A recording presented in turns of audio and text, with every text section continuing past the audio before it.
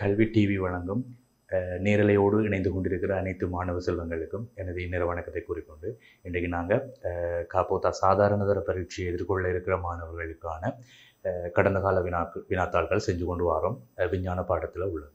Right, okay. இன்றைக்கு அதன் தொடர்ச்சியாக இன்றைக்கு நாங்கள் 2017ஆம் ஆண்டு நடந்த ஒரு ஓ லெவல் பேப்பரில் உள்ள எஸ்ஏ பார்ட் கேள்வி வந்து புதுசாக இன்றைக்கு பார்க்க போகிறோம். Right, okay. நாங்கள் கேள்விக்குள்ளே போவோம். எங்களோட 2017ஆம் ஆண்டு செகண்ட் பார்ட்டில் உள்ள 9வது பெரிய கேள்வி. அதில் வந்த கேள்வி பாருங்கள், கெமிஸ்ட்ரியும் ஃபிசிக்ஸும் சேர்ந்த மாதிரியான ஒரு கேள்வி. இந்த எஸ்ஏ பார்ட் கேள்விகள் நிறைய பேர் செய்யக்குள்ள திணறுறாங்க. என்ன காரணம்னா, பேப்பர் கேள்வியை பார்த்தோன்னா பயப்படுவாங்க. நிறைய பெரிய கேள்வியாக இருக்கும், பந்தியாக இருக்கும். நீங்கள் ஒவ்வொரு வசனத்தையும் வாசித்து அந்த விஷயம் என்னன்றது எடுத்தீங்கன்னா ஈஸியாக அடிச்சுட்டு போகக்கூடிய மாதிரி இருக்கும். Right, okay. இன்றைக்கி நாங்கள் அந்த கேள்வியை உடைக்க போகிறோம். ஓகே, கேள்வியை வாசிப்போம். 9வது கேள்வி ஏ பார்ட்டில் சொல்லியிருக்காங்க. 1.00 மோல் டெசிமீட்டர் -3 செறிவை கொண்ட NaOH, HCl, NaCl ஆகிய 3 கரை செல்கள் ABC ஆகிய 3 சோதனை குழாய்களில் வெவ்வேறாக இடப்படலாம். ரைட், இங்கே என்ன பிரச்சனைன்னு சொன்னால் 3 சோதனை குழாய்கள், பரிசோதனை குழாய்கள் 3 எடுக்கப்படுது. ABCN. ரைட், நான் இதில் உனக்கு போட்டு காட்டுறேன். ABCN சொல்லி 3 பரிசோதனை குழாய்கள் எடுக்கப்படுது. ரைட், நான் இவரை A என்று வைக்கிறேன், இவரை B என்று வைக்கிறேன், இவரை C என்று வைக்கிறேன். ரைட், அதில் 1.00 இந்த இதுகளில் நீங்கள் வடிவை நோட் பண்ணி வச்சுக்கொள்ளணும். இந்த 1.00 மோல் டெசிமீட்டர் -3 சொல்லப்படுது தானே. அப்படின்னா என்ன அர்த்தம் என்று கேட்டிங்கன்னு சொன்னால், சரியாக அல்லது மிக திருத்தமாக எடுத்து நெருக்கப்பட்ட கெனால். ரைட், 1.00ன்றது 1.1 1.2 அப்படி வர இல்லை, கிட்டத்தட்ட உண்டாண்டவர் சொல்லல. 1 மோல் டெசிமீட்டர் -3 என்று சொல்லல. 1.00 2 தசமானங்களுக்கு மிக திருத்தமாக அளந்தெடுக்கப்பட்டிருக்குது. அப்போ மிக திருத்தமாக அளந்தெடுக்கப்பட்டுள்ள 1.00 மோல் டெசிமீட்டர் -3 செறிவை கொண்ட NaOH, HCl, NaCl இந்த 3 செறிவு, அதாவது கன அளவு சமனாக இருக்குது. மோல் டெசிமீட்டர் செறிவு செறிவு வேறு, கன அளவு வேறு. ரைட், அப்போ செறிவை கொண்ட ஒரே செறிவை கொண்ட கரைசல்கள் 3 சோதனை குழாய்களில் வெவ்வேறாக இடப்படலாம். ஒன்றையும் சேர்க்கலை, மிக்ஸ் பண்ணையில் வெவ்வேறாக விட்டுருக்காங்க. Right, okay. முதலாவது கேள்வி, கரைசல்களை வேறுபடுத்தி இனம் காண்பதற்கு மாணவர் ஒருவரால் செய்யப்பட்ட சோதனைகளும் அவற்றுக்குரிய அவதானிப்புகள். அப்போ இந்த கரைசல்களை இனங்காண போகிறார். அதுக்கு சில பரிசோதனைகள் செய்து அதை இனங்காண போயிடும். அதுக்கான அவதானிப்புகள் ஒரு அட்டவணையில் தரப்பட்டு. Right, okay. முதலாவது பரிசோதனை என்னென்னு கேட்டால், குழாய் ஏயில் உள்ள கரைசலினுள் சிவப்பு நீல பாசிச்சாய தாள்கள் இடப்பட்டது. உங்களுக்கு தெரியும், இந்த அமில கரைசல், கார கரைசல், உப்பு கரைசல் இதுகளுக்கு இந்த சிவப்பு பாசி சாயத்தாள், நீல பாசி சாயத்தாள்களை வச்சு அது அமிலமா அல்லது காரமா அல்லது உப்பான்றதை கண்டுபிடிப்பாங்க. Right, okay. அதுக்கு பாருங்க, ஒரு சின்ன பழமொழி மாதிரி ஞாபகம் வச்சுக்கிறதுக்கு, இது உண்மை கிடையாது, ஞாபகம் வச்சுக்கிறதுக்காக ஒரு பழமொழி ஒன்று ஞாபகப்படுத்தி வச்சுருப்பாங்க. ஆனால் அம்மா நீ சிவப்புன்னு சும்மா ஒரு வாய்ப்பாடு மாதிரி வச்சுருப்பாங்க. அம்மா நீ சிவப்பு அப்படின்னா என்ன அர்த்தம் என்றால், அமிலக்கரைசல் நீலப்பாசி சாயத்தாளை சிவப்பு பாசி சாயத்தாளாக மாற்றும். அது ஒரு விஷயமா வாய்ப்பாடு மாதிரி ஞாபகம் வச்சிருப்பாங்க. அம்மானி சிவப்புன்னு சொன்னால் அமிலக்கரைசலை நீலப்பாசி சாயத்தால் சிவப்பு நிறமாக மாற்றும். ரைட், அப்போ நீலப்பாசி சாயத்தால் சிவப்பு நிறமாக மாறினால் அது அமிலக்கரைசல் என்ற முடிவெடுக்கலாம். அதே மாதிரி பாருங்க, காரக்கரைசல் என்ன செய்யும்? காரக்கரைசல் சிவப்பு பாசி சாயத்தாலை நீல நிறமாக மாற்றும். அடுத்தது பாருங்க, உப்பு கரைசல் NaCl. இப்போ கடல் தண்ணி பாருங்க எந்த ஒரு மாற்றத்தையும் காட்டாது. அது நடுநிலையானது, சென்ட்ரல் நியூட்ரல்னு சொல்லுவாங்க, நடுநிலையாக இருக்கக்கூடியது. அப்போ உப்பு எந்த ஒரு மாற்றத்தையும் காட்டாது, NaCl. ரைட், அப்போ அமில கரைசல்கள் பொதுவாக இந்த காரத்தன்மை, அமிலத்தன்மை, உப்பு கரைசல் நடுநிலையானது 3ஆக பிரிப்போம். இது இங்கே அந்த மாதிரியான ஒரு சோதனை தான். அப்போ நீங்கள் ஞாபகம் வச்சிருக்கணும், அமிலக்கரைசல் நீலப்பாசி சாயத்தாலை சிவப்பு நிறமாக மாற்றும். அதுதான் அவதானம். இங்கே அவதானத்தை பாருங்க, நீலப்பாசி சாயத்தாளில் நிறமாற்றம் ஏற்படவில்லை. அப்போ நீலப்பாசி சாயத்தால் ஒரு நிறமாற்றம் வரையில.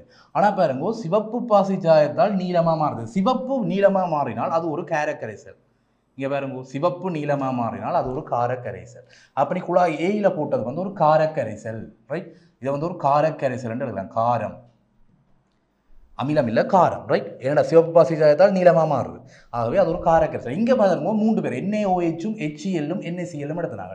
இதில் காரம் யாருன்னு கேட்டால் NaOH. அப்போ ஏயில் NaOH. ரைட், இதுதான் காரக்கரைசல். ரைட்.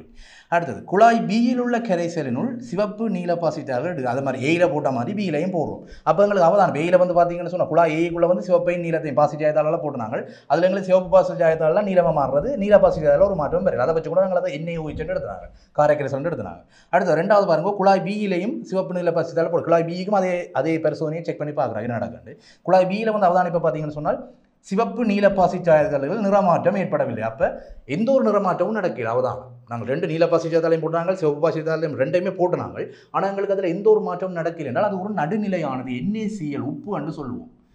NaCl உப்பில் வந்து தான் எந்த ஒரு மாற்றமும் நடக்கும். கடல் தண்ணிக்கு வந்து நீ சிவப்பு பாசி அமிலமும், கடல் தண்ணி வந்து அமிலமாயும் இருக்காது, உப்பு காரமாயும் இருக்காது. ரைட், ரெண்டையுமே வெளிக்காட்டாது, நடுநிலையில் இருக்கும் உப்பு தண்ணி.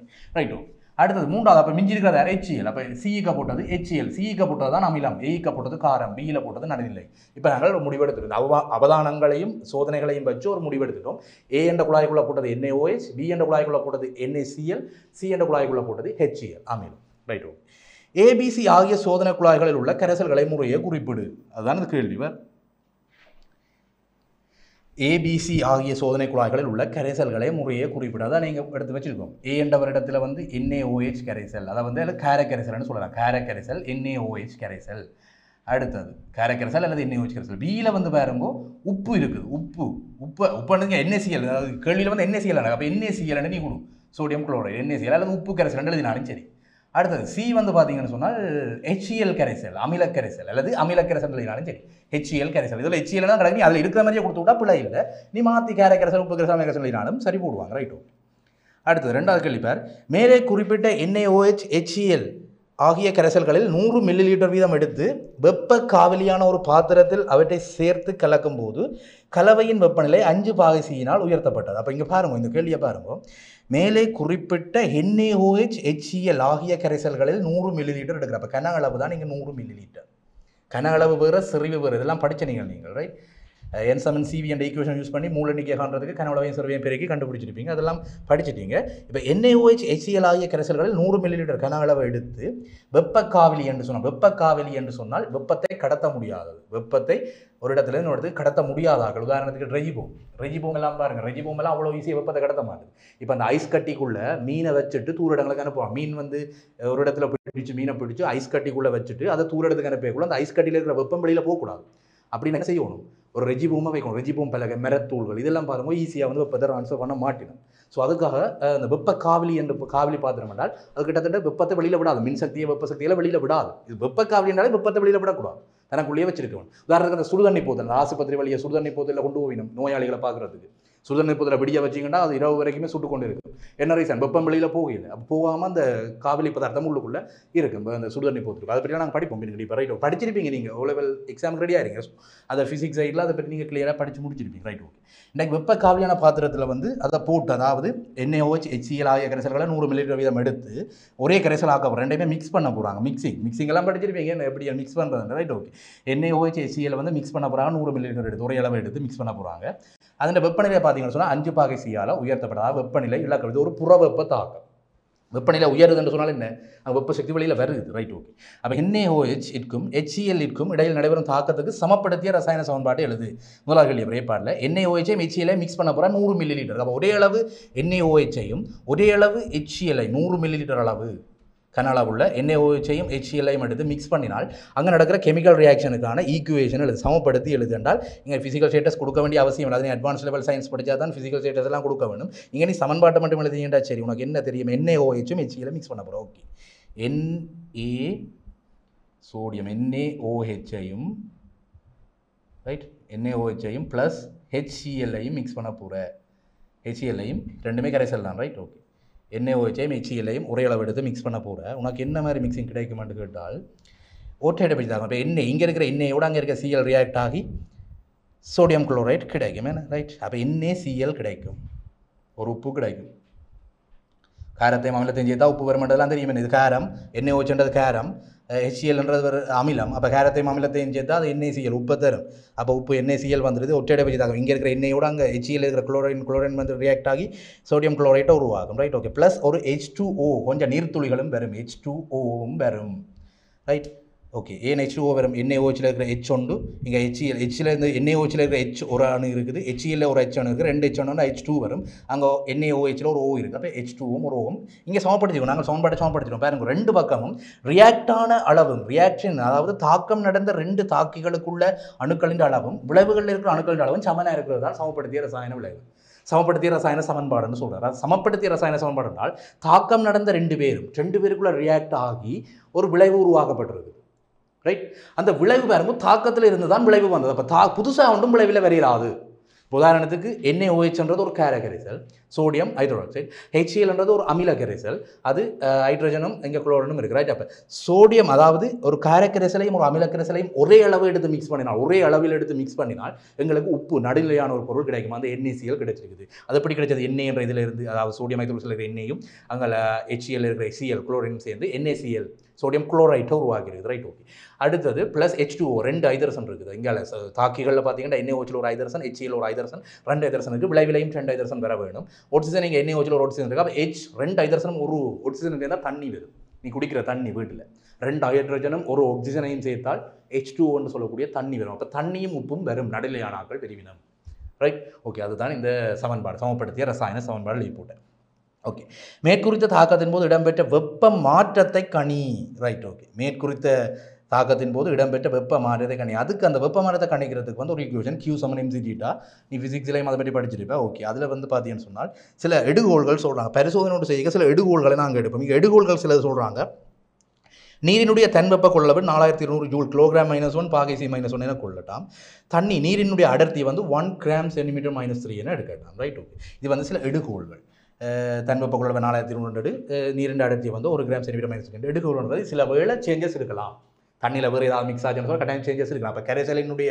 அடர்த்தியை வந்து நாங்கள் நீரின் அடர்த்திக்கு சமன் எடுக்கிறோம் அது ஒரு எடுகோள் மாதிரி ரைட் உண்மையாக அப்படி இல்லை ஒரு கணக்கு செய்கிறதுக்காக எடுக்கிறோம் ரைட் ஓகே நாங்கள் பார்ப்போம் எவ்வளோ வெப்ப மாற்றம் நடந்ததுன்றதை கால்குலேட் பண்ணி நான் உங்களுக்கு போட்டு காட்டுறேன் right okay okay Q = mc θ தான் எங்களோட சமன்பாடு வெப்ப மாற்றத்துக்கு கண்டுபிடிப்போம்னா Q = mc θ தான் சமன்பாடு இதில் Qன்றது வெப்பத்தின் அளவு Mன்றது திணிவு கரைசலினுடைய திணிவு Cன்றது கரைசலினுடைய தன்வெப்ப கொள்ளளவு θன்றது கரைசலில் ஏற்பட வெப்பநிலை மாற்றம் ரைட் ஓகே Q = mc θவை யூஸ் பண்ணி நாங்கள் கண்டுபிடிக்க போகிறோம் எம்ன்ற திணிவு தானே அப்போ 100 மில்லிலிட்டர் தான் எடுத்தாங்க 100 மில்லிலிட்டர் எடுத்தாங்கன்னு சொன்னால் நாங்கள் இதை வந்து ரெண்டு எடுத்தாங்க 100 மில்லிலிட்டர் படி ரெண்டு எடுத்தாங்க ரெண்டு கரைசல் எடுத்தாங்க அமிலமும் அமில கரைசல் HCl கரைசலும் NaOH கரைசலும் ரெண்டு எடுத்தாங்க 100 மில்லிலிட்டர் அப்போ 200 மில்லிலிட்டர் அதை வந்து 1000 பிரித்து நான் லீட்டரில் எடுக்கிறேன் ரைட் லீட்டரில் எடுக்கிறேன் லீட்டர் வந்து பாருங்க துணிவுக்கு சமனாக இருக்கும் இந்த நீரின் லீட்டர்ன்றதை நாங்கள் கருதுகிறோம் இந்த கரைசலினுடைய அளவுகளை வந்து நீரின் அளவுக்கு கருதுகிறோம் அடர்த்தியை வந்து நீரின் அடர்த்தின்னு கருதுகிறோம் அதனால நான் 1000 பிரிக்கிறேன் ரைட் ஓகே பிரித்து போட்டு தன்வெப்ப கொள்ளளவு 4200 பெருக்கிறேன்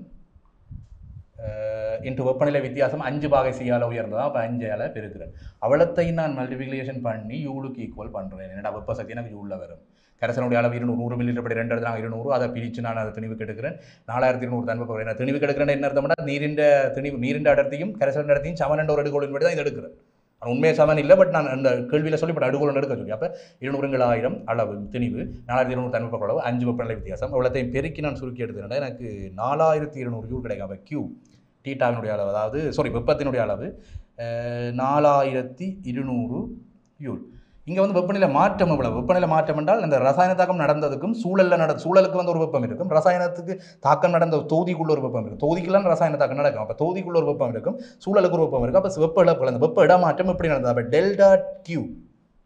டெல்டா சக்தி மாற்றம் சொல்ல வெப்பநிலை வித்தியாசம் உள்ளது கேட்டீங்கன்னா அது உண்மையாக புற தான் வெப்பம் வெளியில் போகிறது தானே வெப்பநிலை உயர்ந்தா என்ன அர்த்தம் வெப்பம் வெளியில் போகுது அப்போ வெப்பம் எவ்வளவு அது இன்னும் அளவுக்கு சார்ந்தா இருக்குன்னா -4200 ஜூல் மைனஸ் இங்கே பாருங்க அந்த மைனஸுகள் ப்ளஸுகள் எல்லாம் நாங்கள் சக்திகள் வேலைகள் வலுக்கள் கதைக்கக்குள்ள மைனஸில் கதைக்கக்கூடாது நாங்கள் ஒரு கதை கதைச்சு நாங்கள் படிக்கக்குள்ள ரைட் 10ஆம் வகுப்பில் படிக்கக்குள்ள வேலை சக்தி வலுக்களை வந்து மைனஸில் கதைக்கக்கூடாது கதைச்சு நாங்கள் திசைகள் கிடையாது ஆனால் பாருங்க இங்கே டீட்டா வெப்பநிலை வித்தியாசம் வெப்பநிலை என்ற வெப்பத்தினுடைய மாற்றம் வெப்ப சக்தியினுடைய மாற்றம் வந்து நாங்கள் மைனஸில் கதைக்கிறோம் ஏன் கதைக்கிறோம் எங்களுக்கு அது மைனஸ் எங்களுக்கு நான் சொல்கிறது தொகுதிக்கு நடக்கிற ரசாயன தாக்கத்துக்கு அது மைனஸ் தாக்கத்துக்கு அது வெளியில் போகுது இப்போ காசு வந்து உனக்கு வந்தால் நீ ப்ளஸ் சொல்லுவேன் எனக்கு காசு வந்துடுது அப்போ ப்ளஸ் என்னிட்ட இருந்த காசு வெளியில் போனால் மைனஸ் எனக்கு அது நட்டம் காசு வெளியில் போச்சுன்னா நட்டம் தானே காசு வந்தால் லாபம் ஸோ அதுதானுங்க அந்த அடையாளத்தை குறிக்கிறது காசுக்கு முன்னுக்கு ப்ளஸ் போட்டால் எனக்கு காசு வந்தது காசுக்கு முன்னுக்கு மைனஸ் போட்டால் எனக்கு காசு வெளியில் போனது அது வந்து அடையாளப்படுத்துறது சக்தி வெளியில் போனது அண்டது மைனஸை காட்டி அடையாளப்படுத்துகிற புறவெப்ப தாக்கம் வெப்ப சக்தி வெளியில் போட்டுது ஸோ எனக்கு சக்தி வெளியில் போட்டுதுன்றபடியாக மைனஸை காட்டுறேன் விஷயம் விளங்குதான் நமக்கு. ஓகே, நாங்கள் கேள்விக்குள்ளே போவோம். ஓகே, இப்போ நாங்கள் வெப்பத்தை மேற்குறித்த பிற வெப்பமானத்துக்காக வச்சுட்டோம். அடுத்த 3வது கேள்வி. மேற்குறித்த NaOH-க்கும் HCl-க்கும் இடையில் தாக்கத்தின் வெப்பமாற்றத்தை துணியும் போது உம்மால் மேற்கொள்ளப்பட்ட எடுகோள்களையும் எழுதுறாய். இங்கே தான் கேள்வி வந்து பாருங்க. நான் சொன்ன அதில் நாங்கள் எடுத்த வெப்பத்தின் அளவும் மேப்பிளைக்க மாட்டேன். அது கரைசல் அளவு, கரைசல்ன்றது அமில கரைசல், கார கரைசல் என்று வேறு அடர்த்திகளில் இருக்கும். ஆனால் நாங்கள் இங்கே பாருங்க கேள்வியில் சொன்னபடியால் நீரின் அடர்த்தி 1 கிராம் சென்டிமீட்டர் மைனஸ் எடுக்க சொல்லி சொன்னபடியால் நாங்கள் எடுத்த நாங்கள் அப்போ இங்கே சில எடுகோள்கள், அதாவது பரிசோதனையில் சில வழுக்கள் வரும். அந்த வழுக்களுக்கான எடுகோள்கள் எடுத்த நீ அண்டு கேட்டீங்கன்னு சொன்னால் நீ சொல்லலாம் கரைசலினுடைய தன்வெப்ப கொள்ளளவு நீரின் தன்வெப்ப கொள்ளளவுக்கு சமனானது என்று எழுதலாம். கரைசலினுடைய தன்வெப்ப கொள்ளளவு நீரின் தன்வெப்ப கொள்ளளவுக்கு சமனானது என்று கதைக்கலாம். இல்லை உனக்கு அப்படி கதைக்க விருப்பம் இல்லைன்னா கரைசலினுடைய திணிவு நீரின் திணிவுக்கு சமம், கரைசலினுடைய அடர்த்தி நீ அது நேரடியாக நீ சொல்லலாம் கரைசலினுடைய அடர்த்தி நீரின் அடர்த்திக்கு சமனானது என்று சொல்லி ஒரு எடுகோள் எடுத்த நீ கரைசலினுடைய அடர்த்தி நீரின் அடர்த்தி அப்படி எழுதலாம். நீ வடிவ கரைசலின் தன்வெப்ப கொள்ளளவு, கரைசலின் தன்வெப்ப கொள்ளளவு நீரின் தன்வெப்ப கொள்ளளவுக்கு சமனானது என கொள்ளப்பட்டது. கரைசலினுடைய தன்வெப்ப கொள்ளளவு நீரின் தன்வெப்ப கொள்ளளவுக்கு சமனானது என கொள்ளப்பட்டது. Right, okay. அடுத்தது கரைசலினுடைய அடர்த்தி நீரின் அடர்த்திக்கு சமனானது என கொள்ளப்பட்டது. நீங்கள் சில எடுகோள்கள் எடுத்து நீ கேள்வியில் சொன்னபடியால். Right, okay. அப்படி எடுத்தபடியாக தான் எங்களுக்கு சமன்பாடு வெப்பத்தின் அளவு கண்டுபிடிச்சினாங்க. ரைட். அடுத்தது வந்து பார்த்தீங்கன்னு சொன்னால் சூழலுக்கான வெப்ப இழப்பு புறக்கணிக்கப்பட்டது. சூழலுக்கான வெப்ப இழப்பு புறக்கணிக்கப்பட்டது. கொஞ்சம் வெப்ப இழப்பு சூழலுக்கும் வழியில் போயிருக்கும் பாருங்க. தொகுதிக்கிறது சூழலுக்கு வழியில் கொஞ்சம் சக்தி இடமாற்றப்பட்டு இருக்கும். அப்படி இடமாற்றப்பட்ட சக்தியை வந்து நாங்கள் இங்கே புறக்கணிச்சிடும். அப்படி ஒன்றுமே இடம் மாறையில் என்று கதைச்சிருக்கிறோம். Right, okay. அப்போ அது என்ன அர்த்தம் உண்மையாக தாக்கத்தில் நடந்த வெப்பம் முழுக்க அந்த வெப்பநிலையை உயர்த்தி இருக்குது என்று கதைச்சிருக்கோம். சூழலுக்கான வெப்ப இழப்பை புறக்கணிச்சிருக்கோம். அப்போ இந்த 3லேயே அது ரெண்டு எடுகோள்னு எழுதிவிட்டு என்றால் சரி, ஓகே. நாங்கள் இப்போ அடுத்த கேள்வி பி பார்ட் கேள்வி, ஃபிசிக்ஸில் உள்ள பகுதி. ரைட், பௌதீகவியல் பாடப்பிறப்பில் உள்ள 2 பி பார்ட் கேள்வி என்று உடைக்க போகிறோம். Right, okay. பி பார்ட் கேள்வி பாருங்கோ. உங்களுக்கு சூரியன், வளிமண்டலம், தரை, சமுத்திரம் ஆகியன இயற்கையான வளங்களாகும். சூரியன், வளிமண்டலம், தரை, சமுத்திரம் இதெல்லாம் பாருங்க ஒரு காலத்தில் கடவுள் ஒன்று கும்பிடுறாங்க. சூரியனை கண்டா கடவுள் ஒன்றுவாங்க. எங்களுக்கு சூரியன் எதுக்கு பயன்படுது? வெப்பத்தை தருகுது, ஒளியை தருகுது. அதுக்கு நாங்கள் எங்களுக்கு யூஸ் பண்ணிக்கொள்கிறோம். ரைட், இந்த இயற்கையான வளங்கள்னு சொல்லக்கூடிய சூரியன், வளிமண்டலம், தரை, சமுத்திரம், இந்த கடல் எல்லாம் வரும் எங்களுக்கு நிறைய வேலைகளை செய்யுது, நிறைய சக்திகளை தருது. கடல் அலைகளை பயன்படுத்தி மின்னோட்டத்தை உருவாக்குறாங்க. ரைட், அப்போ நிறைய தேவைகள் எங்களுடைய தேவைகளுக்காக நாங்கள் இவையை பயன்படுத்தி கொள்கிறோம். Right, okay. ஆகியன இயற்கை வளங்கள் ஆகும். முதலாவது கேள்வி பி பார்ட்டில் முதலாவது கேள்வி. சூரியனின் மேற்பரப்பு வெப்பநிலை அண்ணளவாக 5800 கெல்வின் ஆகும். சூரியனுடைய மேற்பரப்பு வெப்பநிலை அண்ணளவாக கிட்டத்தட்ட 5800 கெல்வின் ஆகும்ன்றதை நோட் பண்ணி வை. Right, okay. பாருங்கோ ஏ பார்ட் கேள்வி. மேற்குறித்த வெப்பநிலை செல்சியஸ் பெருமானத்தில் எவ்வளவு? அப்போ கெல்வினில் கொடுத்த ஒரு வெப்பநிலையை வந்து நீ செல்சியஸுக்கு மாற்றணும் என்று சொன்னால் 273 கலை வந்தது. அதாவது இந்த அளவீடுகளின் வித்தியாசம். வெப்பமானியில் வந்து இது 2 வெப்பமானி வை, இது வந்து கெல்வின் அளவீடு வை. ரைட், கெல்வின் அளவிட அளவிட குறிச்சிருப்பாங்க. இது வந்து செல்சியஸ் அளவிட வை. இதுதான் அளவிடைன்ற நீளம் தான். அதாவது இந்த ரெண்டு கூடுதல் கிடைப்பட்ட நீளம் தான் உண்மையாக ஒரு அளவுன்னு கதைக்கிறோம். ஒரு பாகை செல்சியஸ் ஒரு கெல்வின் உண்மையாக கதைக்கிறது. அப்போ இங்கே பெருசாக மாற்றம் வருது, கழிக்க வேணும். உண்மையாக அதுக்கான சமன்பாடு உனக்கு என்னென்னு சொன்னால் இப்போ கெல்வினில் தந்த அளவீடை வந்து செல்சியஸில் மாற்ற போகிறேன்னு சொன்னால் 273 அளவீடுகளை கழிக்க வேணும். Right, okay. அப்போ 5800 கெல்வின் அது வந்து எதுக்கு சமனாக இருக்கும் என்று கேட்டீங்கன்னு சொன்னால் அதை அழிக்கிறேன். Right, okay. 5800 கெல்வின் எதுக்கு சமனாக இருக்கும் என்று கேட்டால் 5800 மைனஸ் 273 அளவீடுகள் 273 அந்த சிறு பிரிவுகள் 273 பிரிவுகளை வந்து நீ கழிச்சு விட்டியன்னு சொன்னால் உனக்கு அது பாகை செல்சியஸில் வரும். அப்போ கெல்வினை வந்து பாகை செல்சியஸுக்கு மாற்றி இதை கழிச்சு போட்டு 5800லேருந்து 273 எடுத்து போட்டால் 5527 வரும். 5527 பாகை சி என்று வரும். இதை கொடுத்தா சரி. சூரியனுடைய மேற்பரப்பு வெப்பநிலை 5527 பாகை சி. Right, okay. அப்போ கெல்வினை செல்சியஸுக்கு மாற்றணும்னு சொன்னால் 273 அளவுகளை 273 பிரிவுகளை வந்து கழிக்க வேணும். ரைட், கழிச்சா அதாவது ஒரே அளவில் இருக்கும். உதாரணத்துக்கு பாருங்கள், இப்போ அந்த அளவுலாம் நீங்கள் படிச்சிருப்பீங்க புக்கில். ரைட், அப்போ கெல்வின் என்ற அளவீடு உள்ள வெப்பமானியையும் பாகசி என்ற அளவீடு உள்ள வெப்பமானியம் பார்த்தீங்கன்னா ஒரே பிரிவுகள்லாம் இருக்கும். அது என்ன அந்த பிரிவுகளை வந்து எப்படி ஏன் கழிக்கணும்னு சொல்கிறேன்னு சொன்னால் இந்த கெல்வினுக்கும் பாகசிக்கும் உள்ள அந்த 2 தூரங்களுக்கு இடைப்பட்ட நீளம் வந்து மாறாது. அப்போ ரசம் வந்து எழும்புறதில் உள்ள ரசம் எழும்புறதான் வெப்பத்தை இழக்கிறது. ரசம் எவ்வளவு நிரலுக்கு எழும்புதுன்றதான் வெப்பத்தை இழக்கிறது வெப்பமானியை பயன்படுத்தி. ரைட், அப்போ அது ஒரே அளவு வித்தியாசமான 273 அளவுகளில் நாங்கள் அதை கழிச்சு நாங்கள் அதை கெல்வினை பாகை சிக்கு மாற்றி எடுத்துக்கொள்வோம். ரைட், அடுத்து அதாவது மேற்குறித்த வெப்பநிலை செல்சியஸில் விளையாண்டா கெல்வினை செல்சியஸுக்கு மாற்றியாச்சு. அடுத்து பீபாட் கேள்வியப்பார், எந்த வெப்ப இடமாற்ற முறை மூலம் சூரியனிலிருந்து புவிக்கு வெப்பம் இடமாற்றப்படுகிறது? வெப்பம் இடம் மாறப்படுகிற 3 முறைகள் நாங்கள் படிச்சினாங்க. கதிர்ப்பு முறையில் இடம் மாறப்படும், அல்லது கடத்தல் முறையில் இடம் மாறப்படும், அல்லது மேற்காவிய உடன்காவிய ஓட்ட முறையில் வெப்பம் இடமாற்றப்படும் என்று கருதினாங்க. இப்போ எங்களுக்கு சூரியனில் இருந்து பூமிக்கு வர வெப்பம், ரைட், சூரியனில் இருந்து பூமிக்கு ஹீட் வருது. அது எப்படி வருது, என்ன முறையில் வருது என்று கேட்டால் கதிர்ப்பு முறை, ரைட். அப்போ கதிர்ப்பு வெப்பம் இடமாற்றப்படும் முறை கதிர்ப்பு முறையில் வெப்பம் இடமாற்றப்படுது, ரைட். ஓகே. அடுத்தது பாருங்க, சூரிய வெப்பம் காரணமாக பகல் வேளைகளில் கடல் காற்று ஏற்படும் விதத்தை விஞ்ஞான ரீதியில் விளக்கு, ரைட். ஓகே. சூரியன் அதாவது சூரிய வெப்பம் காரணமாக, ரைட், சூரிய வெப்பம் காரணமாக பகல் வேளைகளில் கடல் காற்று, கடற்கரைக்கு போயிருப்பீங்க, பீச் சைட்லலாம் நிறைய போயிருப்பீங்க, போயினீங்கன்னு சொன்னால் அங்கே எங்களுக்கு காற்றடிக்கும், ரைட். இரவில் பாருங்க ஒரு மாதிரி காற்றடிக்கும், பகலில் வேறு மாதிரி காற்றடிக்கும். அந்த காற்றடிக்கிறதுக்கு என்ன காரணம்? சூரியன். சில பேர் சொல்லுவாங்க பேய் காற்றடிக்குதுன்னு, சில இரவில் போய்க்க பயப்படுவாங்க, பேய் காற்றடிக்குதுன்னெல்லாம் சொல்லுவாங்க. அப்படி உண்மை இல்லை. எங்களுக்கு சயின்ஸ் படிக்கிறோம், ரைட். அப்போ உண்மை என்னன்றது தேடுவோம். அப்போ எங்களுக்கு பாருங்க, சூரிய வெப்பம் காரணமாக பகலில் காற்றடிக்கிறது ஏன் அப்படி அடிக்குது, கடல் காற்று ஏன் அடிக்குது என்று கேட்டால் பாருங்க, ஒரு கடற்கரை, நான் உங்களுக்கு எக்ஸ்பிளைன் பண்ண, ரைட். ஓகே. இது ஒரு கடற்கரைன்னு யூஸ், ரைட். இங்கால கடல் இருக்குது, இது கடற்கரை. கடற்கரையில் பாருங்க, இந்த இடத்துல மணல் திரை இருக்கும், இது மணல் திரை, இது கடல் தண்ணி, ரைட். ஓகே. இப்போ பாருங்க, இந்த சைடு மட்டும் யோசிங்க, இந்த இடத்துல மணல் இருக்க போது, இந்த இடத்துல கடல். கடற்கரைக்கு போனீங்கன்னா தெரியும், கடலுக்கு தண்ணி இருக்கும், வெளியில் கரையில் மணல் இருக்கும், ரைட். ஓகே. மணல் பாருங்க கடுமைக்கு சுடும். நீ நம்ம அடிப்பேன், கடற்கரைக்கு போய்க்க பாரு, ஒரு நல்ல வெயில் அடிக்கிற நேரத்தில் போய் பார், மணலுக்கு காலை வச்சு பார், மணல் அள்ளு பயங்கரமாக சுடும். சூட்டை தன்னோக்கி இழுத்து வச்சு கொள்ளக்கூடிய தன்வெப்ப கொள்ளவு குறைவு, ரைட். அதனால் சூட்டை தன்னோக்கி இழுத்து வச்சு கொள்ளக்கூடிய ஆற்றல் மணலுக்கு கூட கடல் தண்ணியை விட.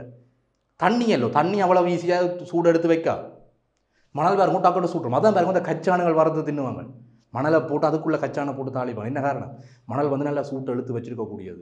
அப்போ கச்சான் அந்த ஃபுல்லாகவே அது வெப்பமிட மாற்றப்படும், ரைட். அதனால தான் பாருங்க மணலை நல்ல வெப்ப கடத்தியாக வச்சுருக்கோம், நல்ல வெப்பத்தை உறிஞ்சி வச்சு கொள்றதுக்கு மணலை பயன்படுத்துவாங்க, ரைட். இப்போ மணல் பாருங்க கடற்கரையில் மணல் நல்ல வெப்பத்தை உறிஞ்சி வச்சிருக்கும் பகல் நேரத்தில், ரைட்.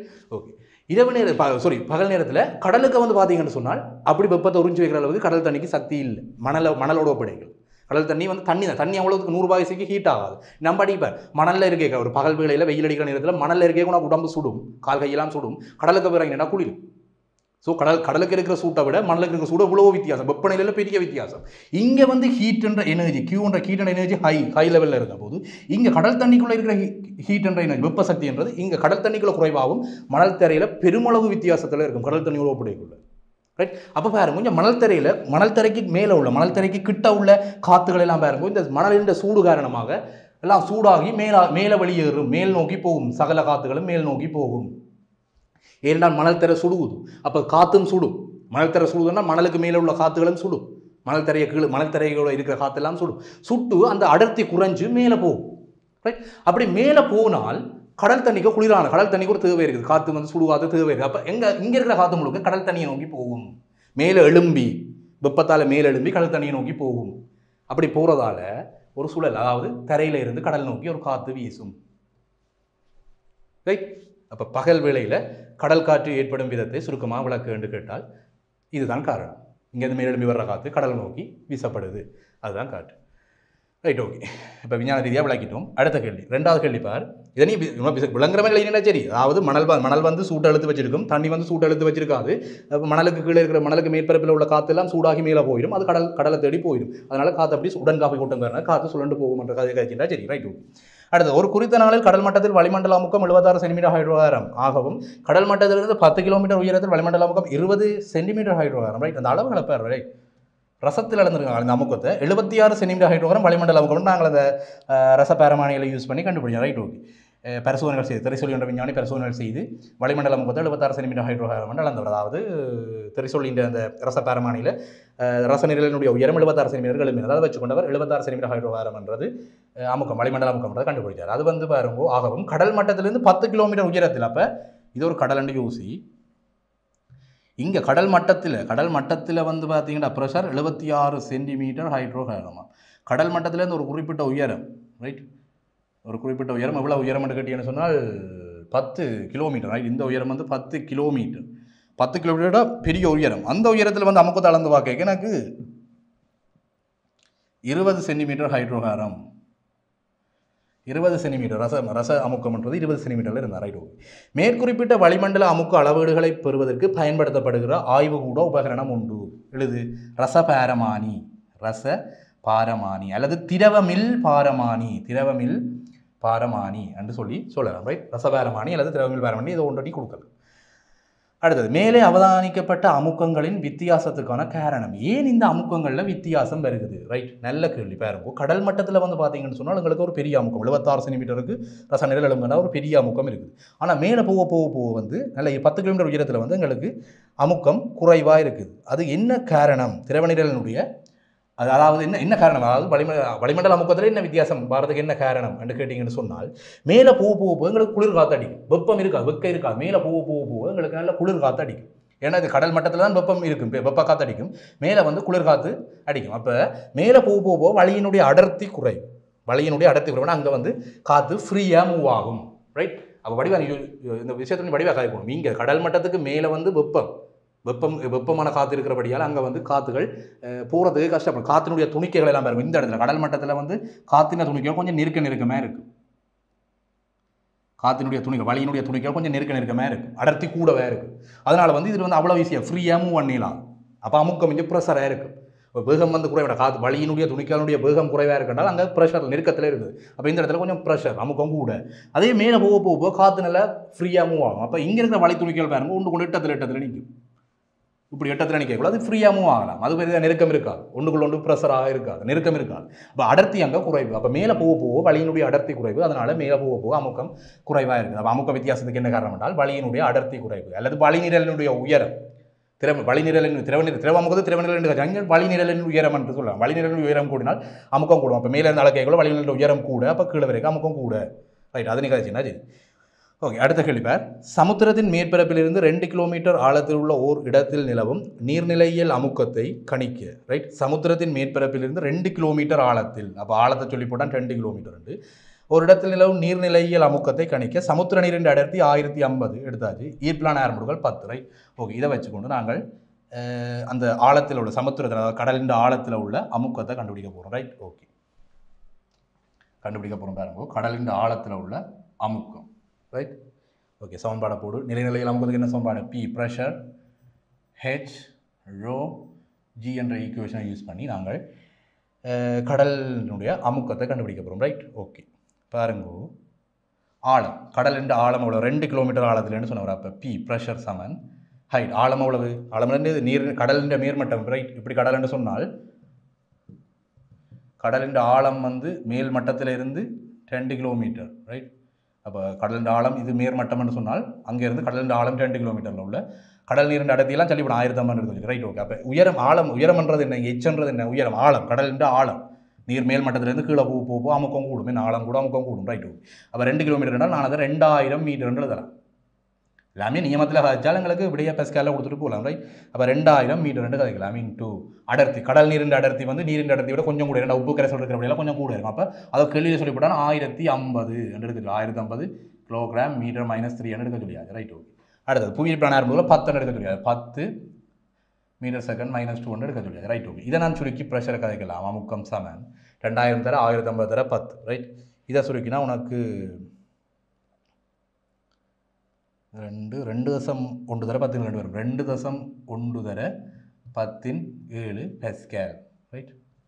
இதை கொடுத்தீங்கன்னா 2 இது விஞ்ஞான குறிப்பிடலாம் படிச்சிட்டேன். ரைட். ஓகே. 2.1 தர 10 பெஸ்கல் வரும். இதுதான் அமுக்கம். ரைட். ஓகே. நாங்கள் அடுத்தது இதே பேப்பரில் வந்த ஒரு ஸ்ட்ரக்சர் பார்ட் கேள்வி ஒன்று பார்ப்போம். ரைட்.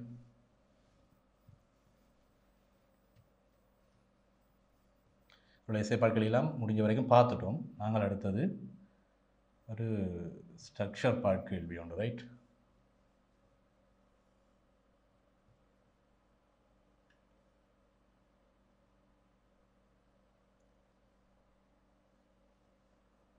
ரைட். ஓகே. இது பாருங்கள், 3வது கேள்வியில் ஏ பார்ட். ரைட். ஓகே. ஆவர்த்தன அட்டவணையில் 2ஆம் ஆவர்த்தனத்துக்குரிய அனைத்து மூலகங்களும் ஒழுங்கின்றி, அந்த விஷயங்களை பாருங்க வடிவ.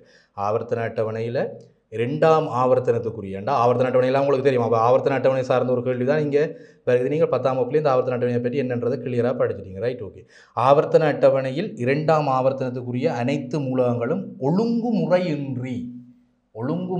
இல்லை. ரைட், அப்போ ஒழுங்குமுறை இன்றி என்று சொன்னால் அது எல்லாமே கண்டவாட்டுக்கு போட்டுக்கிறாங்க, ஒழுங்கில் ஓர்டரில் இல்லை. ரைட், கீழே தரப்பட்டிருக்காங்க. பி அது வந்து பாருங்க, இதெல்லாம் உண்மையான குறியீடுகள், மூலகங்களினுடைய உண்மையான குறியீடுகள்லாம் ஆங்கிலத்தில். பி என்றது போரன். ரைட், லிதியம், கார்பன்,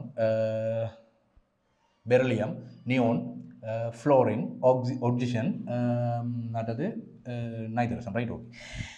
மேற்குறித்த அனைத்து மூலகங்களையும் ஆவர்த்தன அட்டவணையில் உள்ளவாறு ஒழுங்குபடுத்து. ரைட், முதல்ல நாங்கள் ஆவர்த்தன அட்டவணையை போட்டோம்னா எங்களுக்கு ஈஸி. Right, okay. இது வந்து என்ன, ரெண்டாம் ஆவர்த்தனத்துக்குரிய ஆவர்த்தனங்கள் காய்ச்சோம்னா சரி. அப்போ ஹைட்ரஜன் இங்கே இருப்பார், ஹீலியம் இங்கே இருப்பார், 8ஆவதுல இருப்பார். ஹைட்ரஜன் ஹீலியத்தை விடுவோம். அடுத்த லிதியம், அது ரெண்டாவது ஆவர்த்தனம் என்ன, லிதியத்தில் தான் lithium, beryllium, boron, carbon, nitrogen, oxygen, fluorine, neon. Right, okay. அந்த ஓர்டரில் வடிவாளுக்கும். Right, lithium, beryllium, boron, carbon, nitrogen, oxygen, fluorine, neon, அவ்வளோதான். ரைட், சோடியம், மெக்னீசியம்லாம் இங்கே வந்துருக்கோம். இப்போ 3ஆம் ஆவர்த்தனத்துக்கு வந்துருக்கோம். இது எங்களுக்கு 2ஆம் ஆவர்த்தனம். Right, okay. 2ஆம் ஆவர்த்தனத்தில் உள்ள மேற்குறித்த அனைத்து மூலங்களையும் ஆவர்த்தன அட்டவணையில் உள்ளவாறு ஒழுங்குபடுத்த. 2ஆம் ஆவர்த்தனத்தில் ஓர்டரில் எழுதினா சரி. அப்போ லிதியம் தான் முதலாவது. 2ஆம் ஆவர்த்தனத்தில் முதலாம் கூட்டத்தில் வரவர் லிதியம். அப்போ ஓர்டர் பண்ணி எழுது லிதியம். Right, okay. அடுத்தது லிதியத்துக்கு அடுத்தது யார், பெரிலியம், பிஇ, பெரிலியம். அடுத்தது போரன், அடுத்தது கார்பன், அடுத்தது நைட்ரஜன், அடுத்தது ஆக்சிஜன், அடுத்தது ஃப்ளோரின், கடைசியாக சடத்துவ வாயு வரவர் நியோன். நியோன் கடைசி 8ஆம் கூட்டம் எல்லாமே சடத்துவ வாயுக்கள் பயங்கர ஸ்ட்ராங்காக இருக்கணும். அவ்வளோ ஈஸியாக லெத்திரனை விட்டு கொடுக்க மாட்டேன். இறுதியோட லெத்திரங்கள் எல்லாமே ஃபுல்லாக இருக்கும். ரைட், அப்போ அவ்வளோ ஈஸியாக விட்டு கொடுக்க மாட்டோம். ஸ்ட்ராங்காக இருக்கக்கூடிய உறுதிச்சமனில் இருக்கக்கூடிய ஆக்கள்லாம் இந்த 8ஆம் கூட்டத்தில் இருக்கிற மூலங்கள். Right, okay. அடுத்தது பார்ப்போம். எஃப்பின் லெத்திரன் நிலை அமைப்பு எழுது. எஃப் என்றவர் யார், எஃப் என்றவர் வேறுங்க நியோனுக்கு முன்னுக்கு இருக்கிறார். அப்போ இவர் 7ஆம் கூட்டம் மூலம். ரைட், எஃப்க்கு அதாவது எஃப் என்றவர் ஃப்ளோரின். ரைட், ஃப்ளோரின் வந்து வேறுங்கோ 8ஆம் கூட்டத்துக்கு முன்னு 7ஆம் கூட்டத்தில் இருப்பார். அப்போ 7ஆம் கூட்டத்தில் இருப்பார்னு சொன்னால் அவர் எத்தனையாவது மூலம் மட்டும் பார்த்தீங்கன்னா 1 2 3 4 5 6 7 9ஆவது ஆள். ரைட், அப்போ ஃப்ளோரின் இந்த லெத்திரன் நிலைப்படுத்தினா 9ஆண்டா முதலாவது சக்தி மட்டத்தில் 2 ஃபுல்லாக ஃபில் ஆகிருக்கும். ரைட், முதலாவது சக்தி மட்டத்தில் 2 ஃபுல்லாக இருக்கும். கடைசியில் வந்து பார்த்தீங்கன்னு சொன்னால் 1 காணாமல் இருக்கும். ஏண்டாவது 7ஆம் கூட்டம் இல்லை. அப்போ 1 இருந்தால் உறுதிக்கு சமநிலைக்கு போயிடுவார். இன்னும் ஒரு லெத்திரன் காணாமல் இருக்க மாட்டா. உறுதி 2ஆவது சக்தி மட்டத்தில் 8 இருக்க வேணும் ஃபுல்லாக. 1 இருந்தால் காண மாட்டா. அப்போ 7 இருக்குது. ரைட், அப்போ 2,7 தான் இந்த ஃப்ளோரினுடைய லெத்திரன் எப்படி இருக்க மாட்டா. ஃப்ளோரின் லெத்திரன் எப்படி இருக்க மாட்டா. முதலாம் சக்தி மட்டத்தில் 2 லெத்திரன் இருக்குது.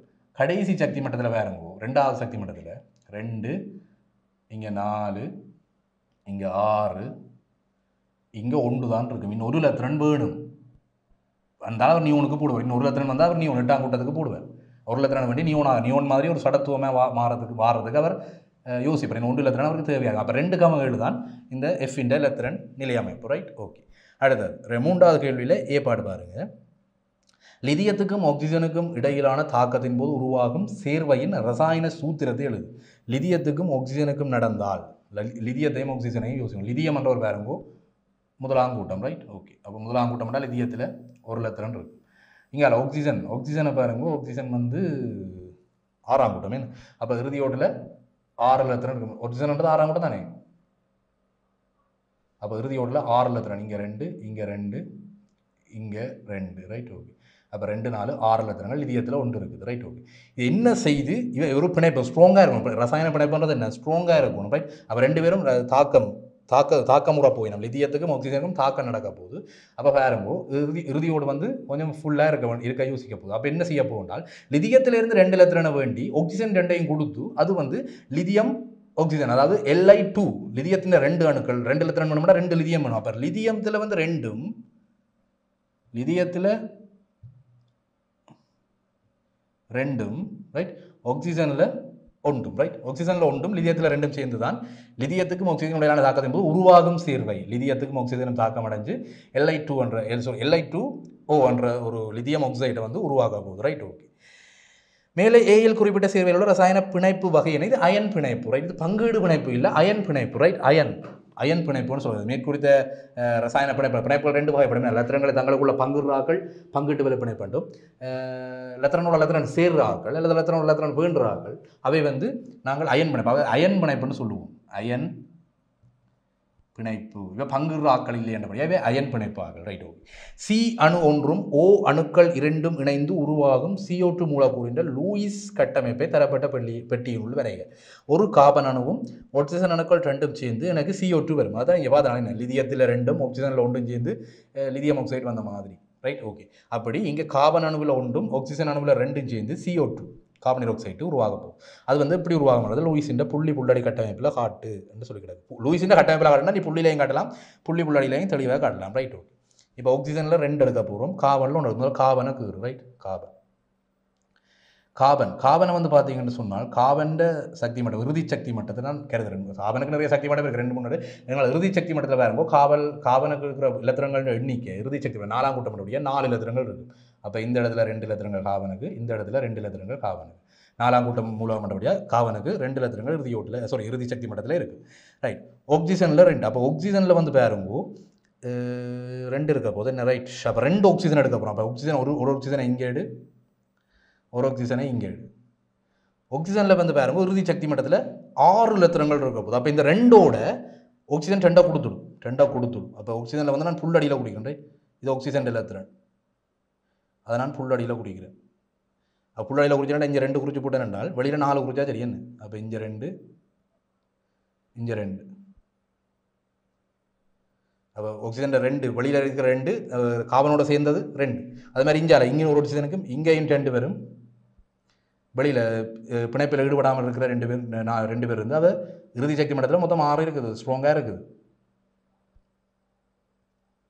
ரைட் ஓகே இப்போ வெளியில் தாக்கமுறாமல் 4 தாக்கத்தில் 2 இருக்குது இதை நீ வந்து ஒரு லூயிஸ் கட்டமைப்பு இதுதான் லூயிஸ் கட்டமைப்பு புள்ளடி கட்டமைப்பு வேறுபடுத்தி காட்டுறது நீ எல்லாத்தையும் புள்ளியில் குறிச்சின்னா சில விட விளங்காது புள்ளி கட்டமைப்பில் காட்டினால் நீ எல்லாத்தையுமே புள்ளியில் தான் குறிக்கணும் புள்ளடியில் காட்டுறது வந்து கார்பனுடைய இதுதான் உண்மையான படம் ரைட் ஓகே அப்போ கார்பனுடைய இறுதி சக்தி மட்டத்தில் உள்ள இலத்திரங்கள் 4ஐயும் ஆக்சிஜனில் இறுதி சக்தி மட்டத்தில் உள்ள இலத்திரங்கள் 6ஐயும் ஆக்சிஜனில் வந்து 2 இலத்திரங்கள் கார்பனுடைய 2 இலத்திரங்களோட பங்கிட போகுதுன்றதையும் அது மாதிரி மற்ற பக்கத்தில் இருக்க ஆக்சிஜன் 2 இலத்திரங்கள் கார்பன் 2 இலத்திரங்களோட பங்கிட போகுதுன்றதையும் தெளிவாக காட்டினாலே லூயிஸின் கட்டமைப்புக்கு சரி போடும் இதுதான் அந்த படம் ரைட் உங்களுக்கு விலங்கு தான் இறுதி சக்தி மட்டத்தில் உள்ள இலத்திரங்கள் மட்டும் கருதினா சரி கார்பனுக்கு இறுதி சக்தி மட்டத்தில் 4 இலத்திரங்கள் ஆக்சிஜன் இறுதி சக்தி மட்டத்தில் 6 இலத்திரங்கள் அப்போ அது வந்து சரியாக தெளிவாக காட்டுறீங்க என்றால் சரி ஓகே நாங்கள் அடுத்த கேள்வியில் தொடர்ச்சியாக பார்ப்போம்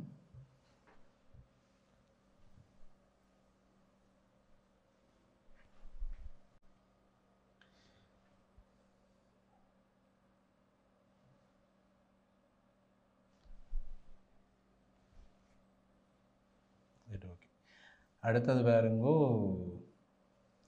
காரியமும் வைரமும் சீயின் பிறதிருப்ப வகைகளாகும் இந்த பிறதிருப்ப வகைகளில் மின்னை கடத்துவது இது இப்போ காரியமும் இருக்குது வைரமும் இருக்குது இதில் வந்து மின்னை கடத்தக்கூடிய பிறதிருப்பு காரியம் அதாவது கார்பனுடைய பிறதிருப்பங்கள் என்ன நிலக்கரி இருக்குது கரி அந்த அடுப்புக்கு நிலக்கரியில் வந்து நாங்கள் எரிபொருளை பயன்படுத்துவோம் என்ன அப்போ நிலக்கரி காரியம் வைரம் இதுகள் எல்லாமே கார்பனுடைய இயற்கையில் இருக்கக்கூடிய பிறதிருப்ப வடிவாங்க இதில் வந்து மின்னை கடத்தக்கூடிய காரியமாக வைரமானு கேட்டால் பென்சில் கூறு காரியம்